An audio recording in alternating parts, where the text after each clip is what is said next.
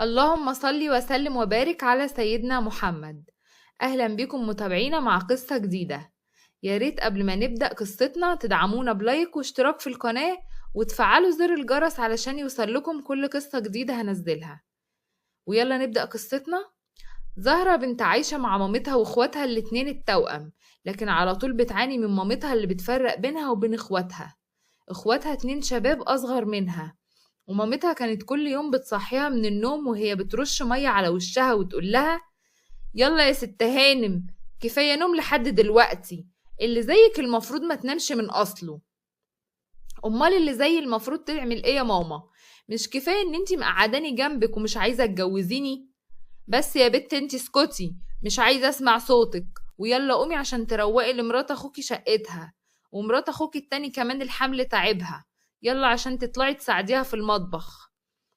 ليه بقى يا ماما؟ هو انا اللي لازم اخدمهم كل يوم؟ حرام عليكي، انا تعبت ليه بقى كده؟ انا وصلت 30 سنة واي عريس بيتقدم لي بترفضيه، ومراتات اخواتي الاتنين اصغر مني ومتجوزين، وانا اللي قاعدة بخدمهم. قلتلك يلا قومي يا زهرة، يعني يلا تقومي بسرعة، ولا شكلك حنيتي للشبشب اللي اتربيتي بيه من وانتي صغيرة؟ شكله وحشك قوي يا زهرة. زهرة بصت لمامتها بحرقة وقامت من غير ما تغسل وشها وطلعت عند مرات أخوها أحمد، واللي ساعتها بصت لها بقرف من فوق لتحت وقالت لها: ايه القرف ده؟ ايه المناظر اللي بنصطبح بيها من على الصبح دي؟ مش تغسلي وشك ولا حتى تسرحي شعرك ولا تعملي أي حاجة في منظرك ده؟ ردت عليها زهرة: أنا طالعة علشان أخدمك زي ما ماما عاوزة، وزي ما انتي واخواتي كمان عاوزين، كل ده ومش عاجبك شكلي؟ ردت عليها مرات اخوها وقالت لها: طب يلا انجزي انجزي، عايزه اخلص بسرعه اللي ورايا، عايزاكي تروقي لي الشقه دي كلها، عايزاها بتبرق، ولما تخلصي ترويق تعملي لي الغدا، عايزه اكل النهارده فراخ مشويه، بس قبل ما تعملي اي حاجه اغسلي ايديكي بالصابون كويس، مش ناقصين قرف، انا بقرف. ومرات اخوها خلصت كلامها من هنا وسابتها ودخلت تنام. أما زهرة فعملت زي ما هي طلبت منها وخلصت وطلعت عند مرات أخوها التاني محمد، واللي قالت لها: انت مالك شكلك همدان كده ليه؟ أمال انت هتشتغلي لي في الشقة ازاي بقى؟ ردت زهرة وقالت لها: ما أنا لسه مخلصة الشقة لمرات أحمد وطلعت عينيا فيها، عايزاني يبقى شكلي عامل ازاي؟ انت كمان بتردي عليا؟ طب بس اسكتي ويلا خلصي الشقة وانتي ساكتة.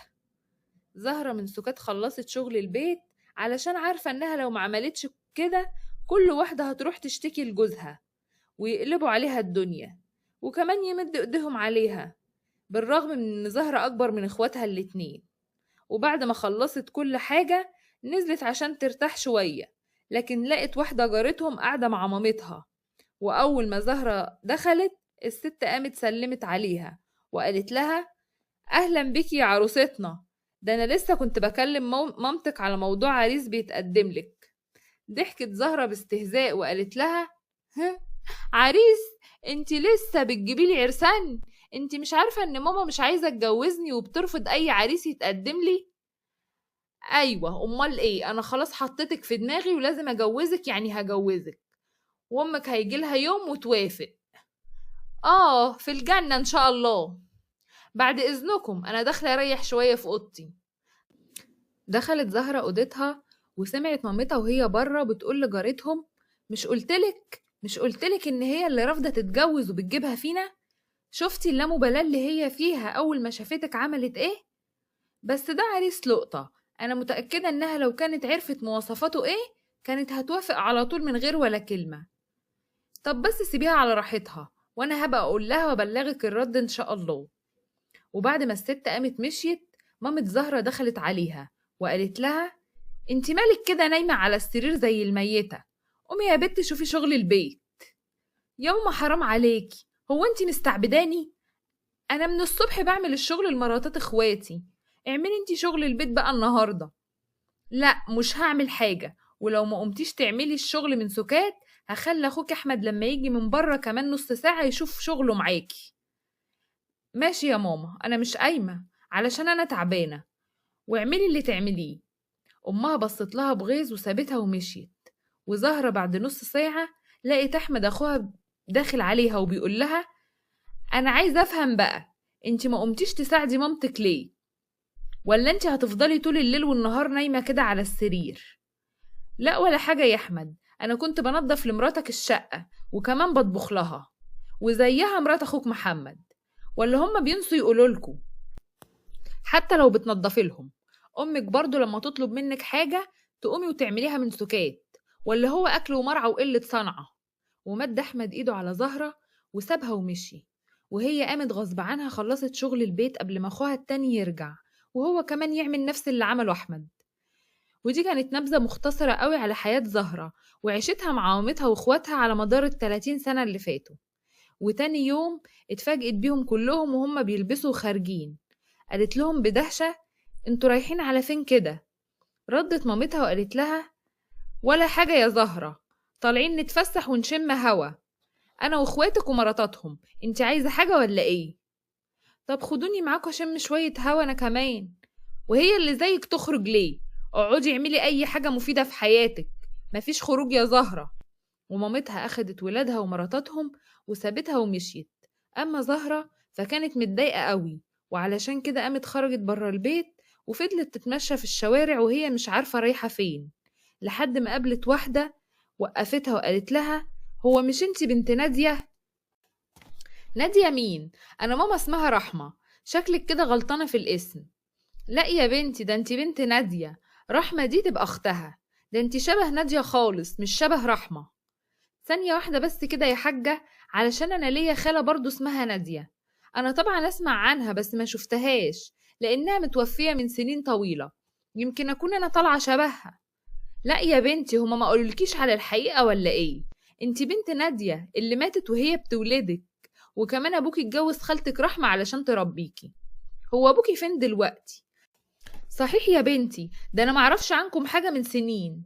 زهرة كانت واقفة مصدومة من اللي سمعته وفضلت تقول للست: انتي متأكدة من الكلام ده؟ أيوة طبعا متأكدة، ده أنا كنت جارتهم في البيت القديم وشاهدة على كل ده بنفسي، بس هما اللي شكلهم خبوا عنك الحقيقة.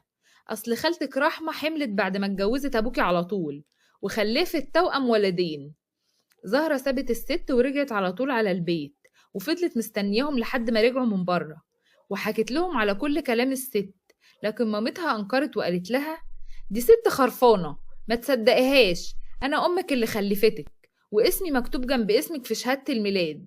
لكن زهرة بالرغم من كلام مامتها فهي ما كانتش مقتنعة بالكلام ده، علشان كده أخدت خصلة من شعر مامتها علشان تعمل تحليل الدي ان ايه، ووقتها تعرف إذا كانت هي مامتها ولا لأ.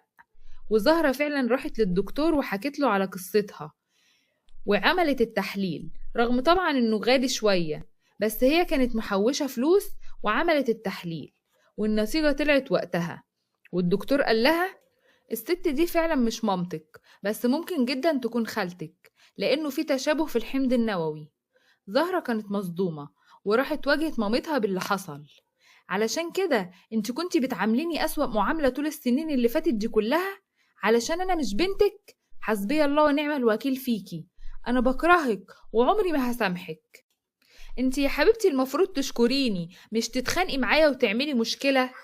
ده انا اللي ربيتك طول السنين اللي فاتت دي كلها، قصدك انتي اللي عقدتيني في حياتي طول السنين اللي فاتت. يا شيخة حرام عليكي، ده انا كنت اتعب ما كنتيش تكشفي عليا ولا توديني الدكتور، وولادك اول ما كانوا يتعبوا كنت تروحي بيهم على الدكتور جري. ومش بس كده، ده انتي معيشاني خدامة تحت رجلهم طول عمري، ده انتي كنتي تعامليني معاملة كويسة قدام بابا الله يرحمه، انما بيني وبينك كنتي بتعامليني اسوأ معاملة. وزهرة من يومها ما بقتش تسمع كلام مامتها ولا اخواتها، وحتى لو مدوا ايديهم عليها كانت بتعاند برضو ما تعملش اي حاجة من اللي هم عايزينها. لحد ما في يوم زهرة اتفاجئت بالدكتور اللي كان عارف قصتها واللي عملت عنده التحاليل ان هو بيكلمها وبيقول لها: انا معجب بيكي قوي يا زهرة وعايزة اتجوزك. بصراحة الكام مرة اللي احنا اتكلمنا فيهم اتشدت لك قوي واتعلقت بيكي، وكمان انا سألت عنك كويس وعرفت انك بنت ناس ومحترمة.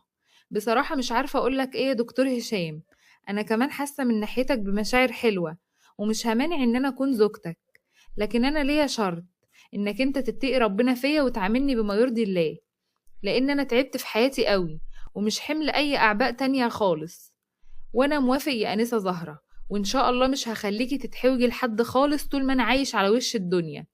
وفعلا زهرة اتجوزت الدكتور هشام، رغم ان مامتها واخواتها حاولوا يبوظوا الجوازة، لكن هشام كان فاهم اللي فيها، وعلشان كده كمل الجوازة. ومن يومها وزهرة ما بقاش ليها علاقة بيهم خالص، وربنا عوض صبرها خير عن كل المعاناة اللي عاشتها في حياتها. وبعد سنة من جوازها ربنا كرمها ورزقها ببنوتة زي القمر، وعايشة سعيدة ومبسوطة مع جوزها. وبكده تكون انتهت قصتنا. بتمنى تدعمونا بلايك وشير للفيديو وتشتركوا في القناة. دمتم بخير، والسلام عليكم ورحمة الله وبركاته.